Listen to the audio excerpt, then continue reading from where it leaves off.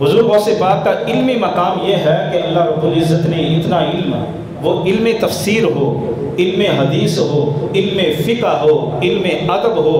جب آپ علوم حاصل کرنے کے لیے گئے تو ہر علم کے اندر اللہ رب العزت نے آپ کو مہارت تامہ عطا فرمائی۔ بڑے بڑے جو اساتذہ تھے آپ کے،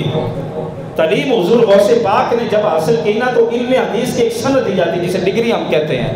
تو حضور غوث پاک کو جب ڈگری پیش کی گئی نا تو اساتذہ کیا کہتے ہیں، حضور غوث پاک کو ظاہری ڈگری دینے کے بعد عرض کرتے ہیں کہ اے عبد القادر، ظاہری علوم کی اسناد تو ہم نے آپ کو عطا کی ہیں، لیکن جو حدیث کا معنی و مفہوم ہے وہ آپ ہی سے ہم سمجھتے ہیں، اس میں آپ ہی ہمارے استاد ہیں۔ حضور غوث پاک کو اللہ رب العزت نے جو ظاہری علوم ہے وہ بھی عطا فرمائے، جو باطنی علوم ہے وہ بھی عطا فرمائے۔ آپ کے دور میں جس مدرسے میں آپ تعلیم دیتے تھے اسی مدرسہ کے اندر ایک شخص جس کا نام ابو الفرج، جنہوں نے حضور غوث پاک کی زندگی بھی پائی، ملاقات کا شرف بھی حاصل کیا اور آپ سے فیض بھی حاصل کیا اور آپ کی محبت اور عقیدت بھی تھی۔ اب ظاہری علوم کے اندر بھی کوئی ان کا پائے کا نہیں ہے۔ حضور غوث پاک نے ایک قاری صاحب نے تلاوت کی ایک محفل کے اندر،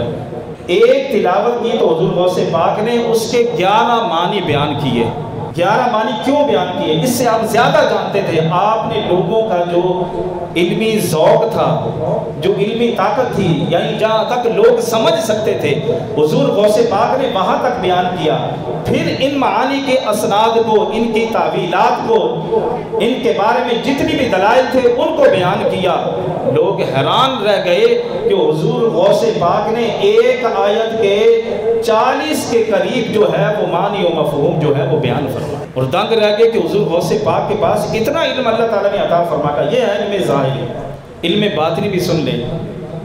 آپ اپنے مدرسے میں جس میں تعلیم دیتے تھے وہاں ساتھ مسجد بھی، تو حضور غوث پاک کے مدرسے سے باہر سے جو ہے ابو الفرج جس کا میں نے نام لیا ہے، یہ شخصیت گزر رہی تھی، تو اذان کی ٹائم ہو گیا، عصر کی نماز کا وقت ہو گیا، اذان شروع ہو گئی، تو وہ شخص جو ہے انہوں نے سوچا کہ میں کیوں نہ اسی مسجد میں نماز بھی ادا کر لوں، حضور غوث پاک بھی یہاں تشریف فرمائے تو ان سے ملاقات بھی ہو جائے گی اور ان کا دیدار بھی ہو جائے گا۔ وہ کہتے ہیں کہ میں جلدی نماز کھڑی ہو گئی تو میں بھی نماز کے ساتھ شامل ہو گیا۔ کہتے جب میں نماز سے فارغ ہوا نا تو حضور غوث پاک رحمۃ اللہ تعالی نے مجھے اپنے پاس بلا کر مخاطب کیا، فرمایا بیٹے تم نے نماز تو ادا کی ہے لیکن تم نے نماز ادا کر لی ہے، تم نے وضو نہیں کیا تھا، بے وضو ہی تم تھے اور اسی حالت میں ہی تم نے نماز ادا کر لی۔ آپ نے فرمایا اب اس کو تو نہیں علم تھا کہ میں نے نماز اپنا وضو کیا ہے یا نہیں کیا، حضور غوث پاک نے آپ نے آگاہ فرمایا، تو آپ نے فرمایا تنہائی کے اندر اس کی تربیت فرمائی، اس کو تعلیم دی کہ تم جو ہے اس قدر مشغول ہو گئے اور مشغولی نے تمہیں ہلاکت میں ڈال دیا، جلدی میں آ کے تم نماز میں شامل ہو گئے اور بے وضو تھے۔ اب کیسے کوئی بتا سکتا ہے کہ کوئی شخص اگر اس نے وضو نہ کیا ہو تو یہ چیز سامنے نظر تھوڑی آتی ہے۔ اب اگر بندہ کوئی گھر سے آیا تو ہم کیسے کہہ سکتے ہیں، چلیے جو اس کے چہرے پر ہاتھوں پر پانی ہوگا تو ہم اندازہ لگا سکتے ہیں، لیکن اگر باوضو ہے پہلے سے ہے تو کوئی اندازہ نہیں لگا سکتا کیونکہ یہ چیز چھپی ہوئی ہے۔ تو حضور غوث پاک نے جب یہ آگاہ کیا تو ایک حدیث پاک کو میں یہاں بیان کرتا ہوں کہ ایک مومن کو کس طرح پتہ چل جاتا ہے۔ فرمایا اتقوا فراست المؤمن فإنه ينظر بنور اللہ، فرمایا کہ مومن کی فراست سے بچو کیونکہ جب وہ دیکھتا ہے تو اللہ کے نور سے دیکھتا ہے۔ اور اس کی تشریح جو ہے علامہ مناوی رحمۃ اللہ تعالی فرماتے ہیں فراست ایک نور ہے